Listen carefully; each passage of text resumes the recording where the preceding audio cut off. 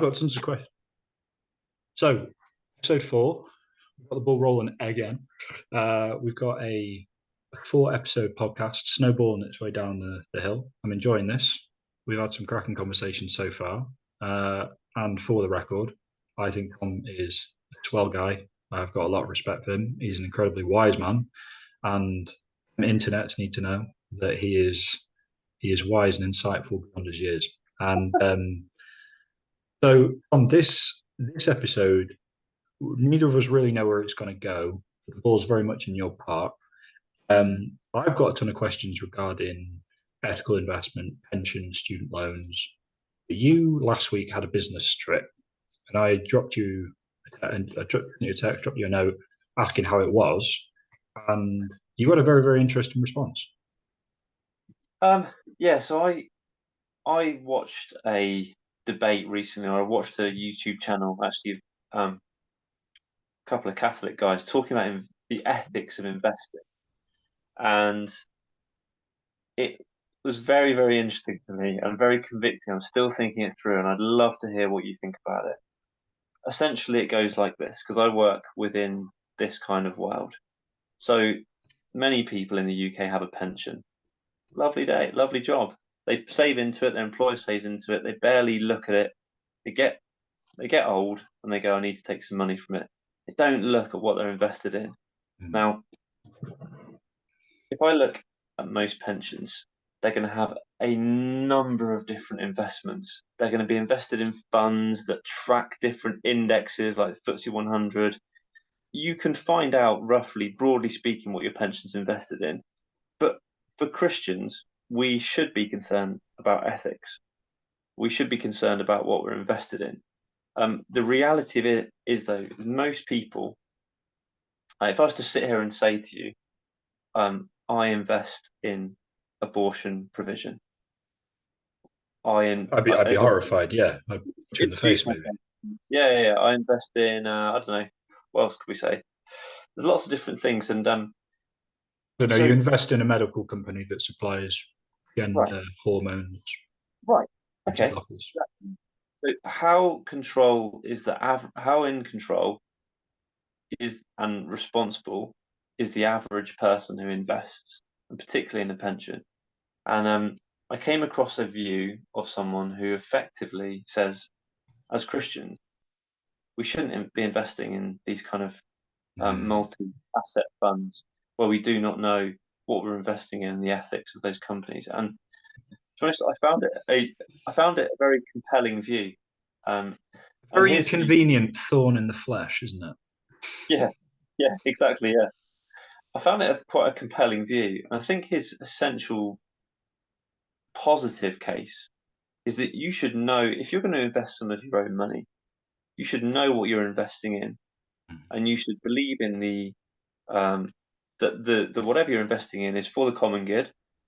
You should be comfortable with it from an ethical standpoint, and you should even be involved in some way in that company in a more active way. So he kind of has this more, what I'd say is a kind of wholesome view of how you should invest, and it really kind of rocks me a little bit because I work in that kind of world, from a personal perspective, from a work perspective. So I just want that was my main starting point, and there's a lot of ethical.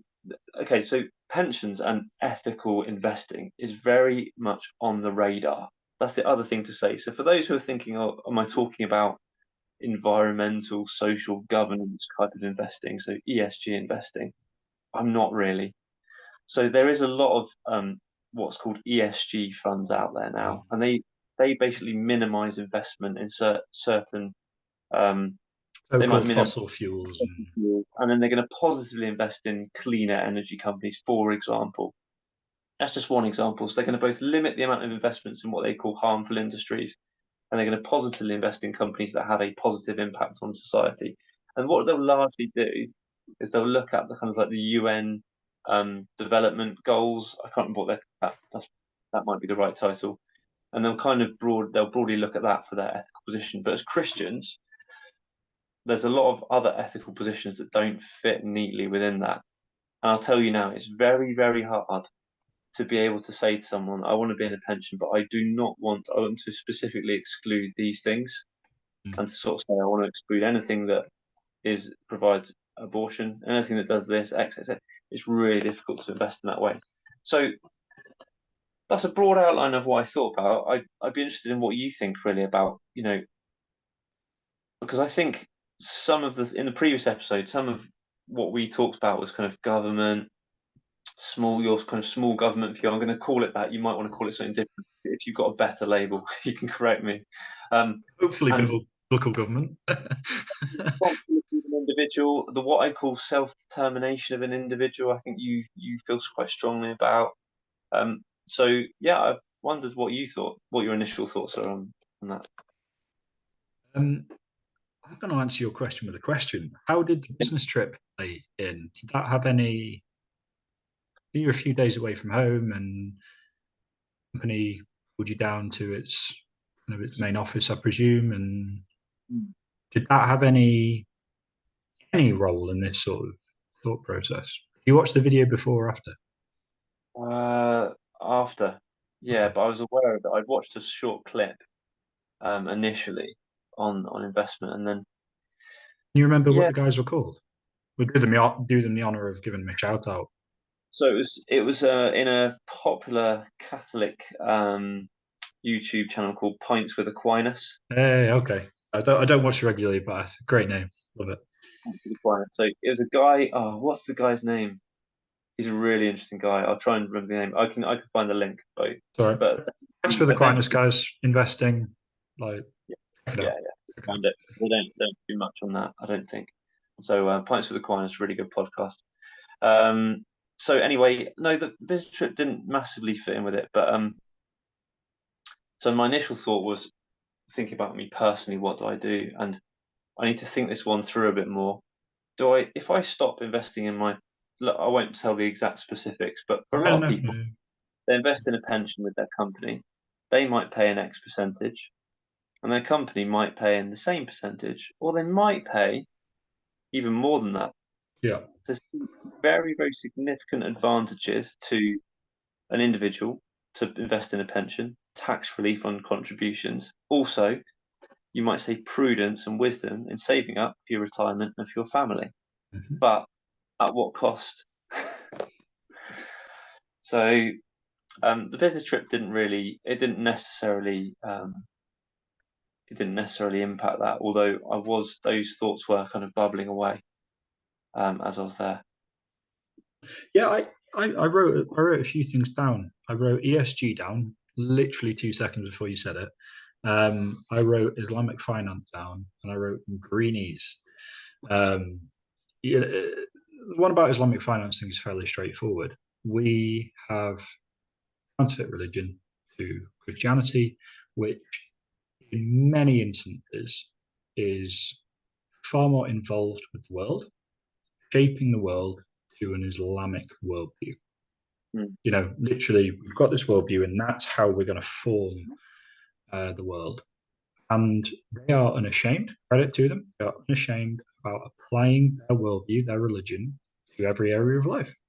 Yeah. It really is only the modern Christian that thinks that you can become a Christian and not change your life to become more Christian. The Marxist, the Muslim, the environmentalist, they all believe there must be a change of life. There must be an outward change to accompany the inward change. And we Christians collectively, you and I certainly disagree with this, but we've got to acknowledge that the collective of Christians, certainly in the West, we're just failing here because we don't believe that what God says really should have any impact in our lives, except those things that are uncontroversial, and which can easily be said in a Sunday church service and don't rock the boat. When it comes to finance, politics, we are so afraid of picking a fuss, being hated, being mocked, of mocking, of thinking God's thoughts after him. And there are numerous things that God thinks are wicked, degenerate, reprobate, appalling, worthy of condemnation. And in some cases, I've referenced the death penalty before. There are some things that God just says, send them to my court.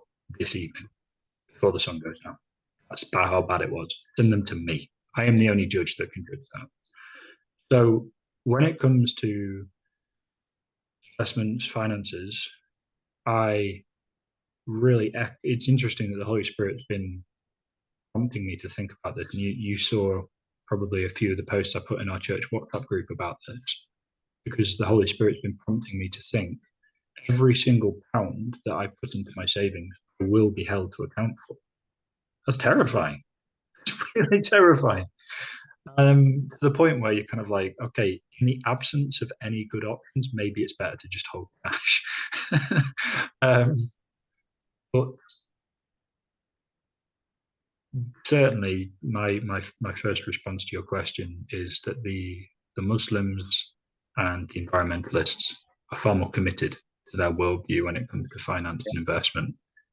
Yeah. When if a Christian turned around and me said, "We can't possibly have influence," and I'm like, what percentage of of society actually thinks that ESG is an important big deal? They've just captured some key, positions of influence to basically enforce ESG upon the rest, and there you get put up in kind of like herd mentality. Everyone wants to go along with it.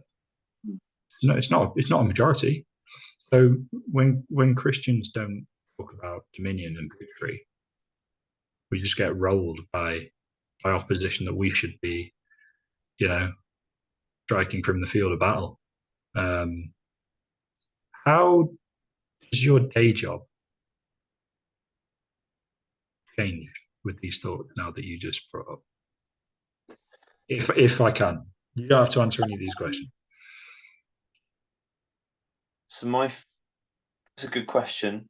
I think that could be potentially answered in a future episode, because my main thought initially. Is that when you've been fired? The main thought initially was like what you just talked about there. I find that really interesting, because you can find Sharia compliant investments and bank accounts and things all over the place. It's quite easy to find, really. Even within, I think within my work pension, there's a kind of Sharia compliant option or something. And you're absolutely right. Like we don't have the confidence that we can say this is what we require.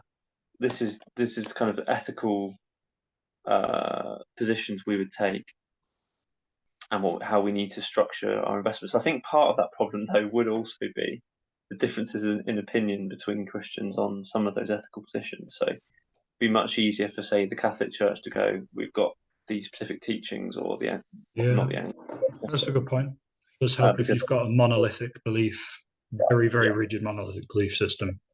Sure. But I'm preparing for a sermon at the minute, and I'm doing the Magnificat. So I'm doing like a kind of thinking about Mary's song, and it's really fascinating how a lot of the things she says of God look back at what God has already done, and then look forward to how Christ is going to fulfill those things. And the one line in it, he's filled the hungry with good things, and sent the rich away empty. And I was like, oh, you know this, the story of the rich young ruler. He goes all sad, Oh, it's like, it's that line is kind of amazing. So look back to the Old Testament. How has God filled the hungry? Well, he even made bread and manna out of nothing for the Israelites wandering in their wanderings. Christ does that, feeding of the 5,000, etc. Sends the rich away empty. Yeah, it just kind of hit me. So how much am I willing to sacrifice, and what am I willing to do about it? So sat here right now, I don't think I can sort of justify. I have a safe option that my conscience could be clear on in terms of investing in a pension. So it's massive. Huge. It is huge. I haven't yet done anything. This is I wanted to It's talk massive. kind of think through, but I don't think I do. I just don't think there's any way I can square it to sit there with a clear conscience. So that's um, and this is it. It's Yeah. you know you're absolutely right. I don't know if we use the word costly, but how we live, our finances, ethics, things like that. It's yeah, there's some costly decisions to be made, um, but you're right. Also, you're right about us. We should be more confident in shaping things that we can confidently um, confidently reflect our views and what we're comfortable investing in. Yeah. I, at the time, it was more of an investment-based decision to take all of my money out of an S&P 500 index fund. But actually, it was a great decision at the time because there was a big downturn. It's also been helpful for me because I realized that S&P 500 is funding companies that directly or indirectly are really undermining things that I value. I'm not one of these um, apple pie boomer America lovers. There's real issues with America, and the S&P 500 is obviously investing in American companies. So it's not like a quote stereotypical anti-woke charade. It's more just these companies are publicly doing things that make me wonder. I'm not sure I could, if I actually had to physically give you cash, and that's a helpful way to think about what you were saying earlier. To reframe this transaction, it's not just a keyboard tapping away in numbers. Imagine I had to go and give that businessman cash. Would I trust you with it? Would I want to do it if I had to, physically give my money or my gold, my pieces of silver? Would I do it then? And what I came across since is something called the Inspire ETF. There's a few more of these in America than here. It's called Inspire ETF, and basically the way I came across them is they have removed all ESG compliance from their ETF. They came out and said basically we're not going to do ESG. We initially did it because we wanted to be a positive influence in this space, but as it turns out, it literally come out and said that is impossible. It is impossible to be the steady, balanced middle road. And I thought, okay, I'll give it a little closer look. Inspire ETF, and they have a Fidelis, cool names, Fidelis multi-factor ETF. They've got like an Inspire mid-cap momentum ETF, corporate bond ETF, small mid-cap ETF, international ETF. They've got a whole bunch of ETFs are actively managed, so it's not quite the same as the Vanguard passive, but I think they're only charging 0.85%. It's not as cheap as Vanguard. And again, Vanguard and BlackRock at the moment are kind of doing some stuff where I just think it doesn't sit right with me. I wouldn't necessarily be able to give you right now off the top of my head this news article, this business dealing. But I'm just there thinking there's just things that I've come across where I just think, nah, I'm not confident in your vision for the future. I'm not sure I'm on board with that. Now, I haven't done masses of research. I haven't contacted these people, but in terms of a company that is explicitly Christian in its worldview, now I don't necessarily agree with the won't invest in alcohol companies. Right. I'm not that Puritan in the sense of alcohol and smoking are absolutely forbidden, and you're a sinner if you do them. There's more nuance there, but just they do.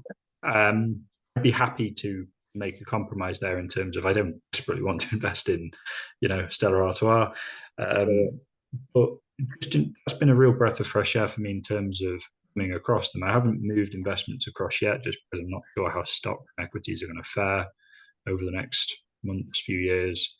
But blue sky thinking, snap today. If I was in your position, I'd be thinking either. Well, you've got to kind of consider a few options, don't you? Daniel in Babylon was kind of the chancellor of the Babylon University, and they definitely had a department of witchcraft and necromancy. You've got to kind of think laterally here. Daniel was managing a university with a whole bunch of things that, say university, he was basically just a really important dude.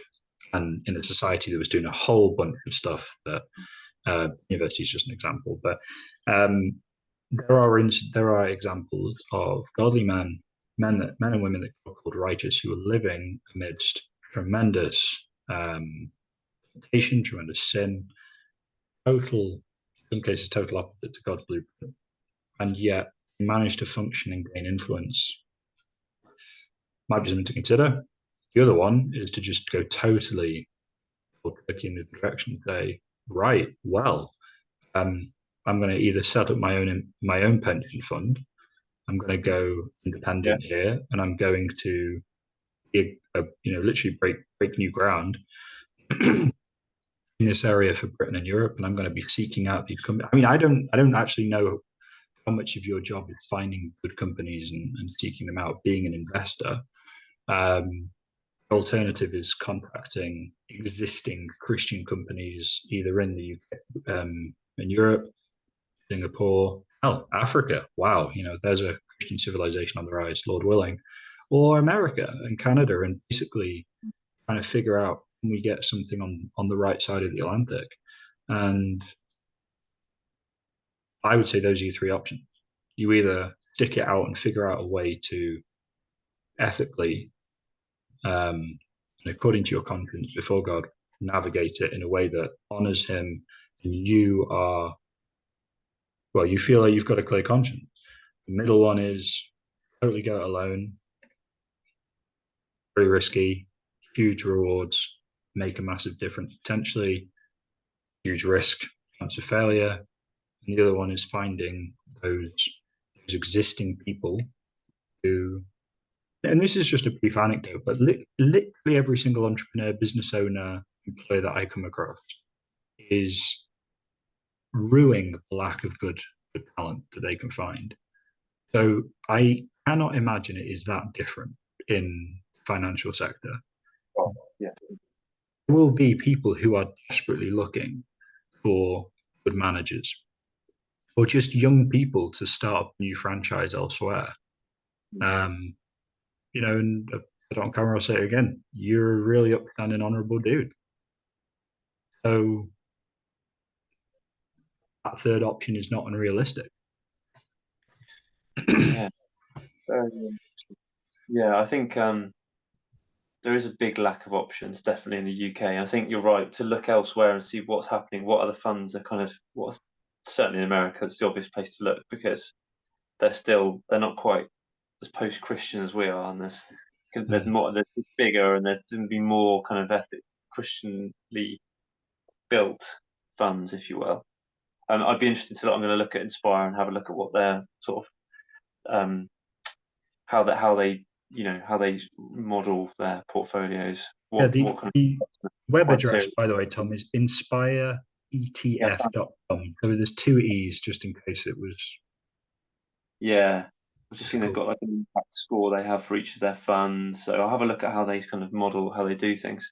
Yeah, interesting. I mean, I think I would encourage anyone who's listening, if you are, to first of all just try and find out. Like you were saying that, Ben, like if I gave you cash, what would you invest in, kind of thing. How would you make those decisions? What criteria would you have to make those decisions? And I think we should be thinking along those lines. So I would encourage anyone within a pension to find out how your pension's invested. Go into a bit of detail. You can always find it. You can find the literature. There's good websites out there, just Trustnet or whatever else they are. Just stick the pension fund name in, or actually go to the fund website itself and find the kind of the literature that tells you the more detail about the different industries and so on to invest in. So I encourage everyone to do that, because I think you can switch funds. So many people don't do that. They go into their pension fund and completely ignore it for the rest until they end up retiring. They don't ever touch it. You can switch funds, and there might be a fund more suitable for you. But it's a real challenge to me, by the way, Tom, because I've got a teacher's pension, and I have no idea where that money's going. Mm-hmm. I need to do that research, and I don't necessarily need to do it right this moment. I'm not going to get struck down by lightning if I don't do it now. But running out of time, 10 minutes, that's fine. Yeah. But cool. you know, knowing teachers, knowing the kind of demographic and the political leaning, I'm probably not going to be very happy with where this money's going. If the Yeah, money's even being invested, I don't know if it's just sitting there. It's linked to the consumer price index, which is great because it means that, at least on paper, the downside is that it's underwritten by the government, which is bankrupt. So I really don't know whether I'm ever going to get that money back. I'm seriously considering whether I continue paying in to that. I get my employer pays in something like 23% of my gross salary, so it's not insignificant. that's cool. Um, but at the end of the day, yeah, okay, great, you've got like a 23%, increase, and I'm like, yep, I need to be willing to give that up. I need to be willing to give that up, and I also need to be wise and basically Yeah, sometimes short stupidity. Maybe the government's not going to last until I'm 68, and maybe they're going to move the goalposts, and there's just not going to be any money there. Basically, I'm reliant at this point. This is all numbers. This I checked with them. This pension fund is not the same as a savings fund. This money is already gone because it's gone to pay for pensions currently. There is no money in my savings account. This is you've not all. got you've not got a pension pot. You've got a promise to pay you a certain amount of money based on years of service. And to be fair, though, on the other hand, what I would say is, in my experience, they are quite valuable. So any kind of, it sounds like it's kind of a defined benefit or a pension, anything like that that's inflation linked is pretty valuable. You're absolutely It's, right. There's no absolute certainty. But you've got things like pension protection fund if when companies true. can't fulfill their abilities. But I Yeah. get where you're coming from. But yeah, no, it's a promise to pay you. It's not a pension pot. You've not got to, unless you transfer out. Is that possible? Are you able to just? It's possible. Yeah. So with a teacher's pension, I don't know about teachers' pensions, but with most defined benefit pensions, you're offered a transfer value by the company. Sometimes an attractive one to try and get you to try and move away, so they don't have to fulfill their liability to you. But Yeah. anyway, massive sidetrack there. It's all helpful stuff. I mean, there'll be teachers and other people with pension pots and whatnot listening. Um, I